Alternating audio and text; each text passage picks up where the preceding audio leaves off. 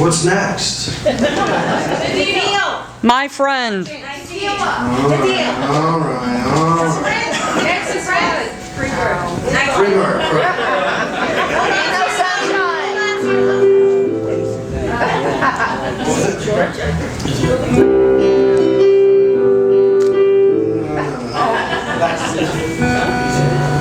So I always like to tell people how I caught my break. And I always like, something's wrong with my voice here. I was one of the last taxi cab rides out of Hurricane Katrina, and I remember it being pretty eerie. It was kind of like, you know, if you live down there and you know that the storm is coming, it's pretty inevitable that it's going to wash a lot of things away. And I was in the French Quarter the night before Katrina hit, and I think it was the closest thing that someone could get to the feeling of being on the Titanic. It was super eerie, and you know, if a Category 3 storm ever hits that place or higher, then there won't be any French Quarter left, because I know, because my grandmother went through Ivan and Gulf Shores, and it took, you know, it basically raised the seawall about 12 feet and moved it a mile inland. And I don't think a lot of people kind of understand maybe up here what that is like to a certain degree, but it ruins a lot of the vegetation. All the sand dunes are gone, and it just was, hopefully there's not going to be any more of that down there. You know, we kind of hope and pray every year that it changes. And I ended up spending 15 hours in contraflow traffic to West Monroe, Louisiana in a taxi cab with no air conditioner. That was fun.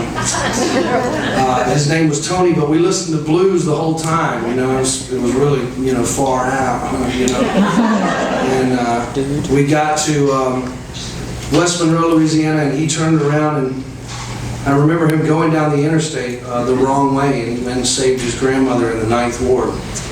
And I talked to him a couple of times after he did that, but I ended up driving a rent-a-car to West Monroe, Louisiana, and on the way there, Southwest gave me a ticket, and they canceled my ticket, but they gave me a ticket anywhere in the country.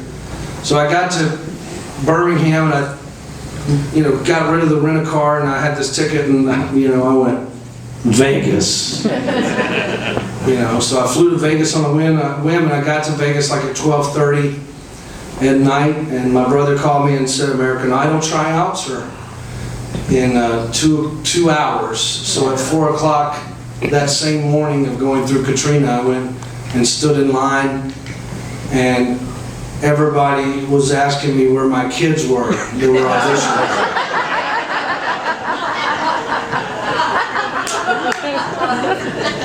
It's always a great way to start your break in entertainment, you know? But I always like to tell people that you have to have your ducks in a row upstairs as much as you have to have them in a row downstairs for it to all work out. And luckily it did, and they checked my license like 3 or 4 times. And I don't think it had the hologram on it at that point in time, so I mean, they really checked it, you know what I mean? But this always kind of brings me back to this one song. I know that Delbert's coming here, and if you get a chance to see Delbert, he's a wonderful musician, and he's got a lot of rock and roll history that a lot of people don't really know about. I'm not going to get into it right now, but you know, he taught a lot of the Beatles how to play harmonica. He's on Bruce Chanel records and stuff, and I'm going to do you this song here and feature our piano player because I've already introduced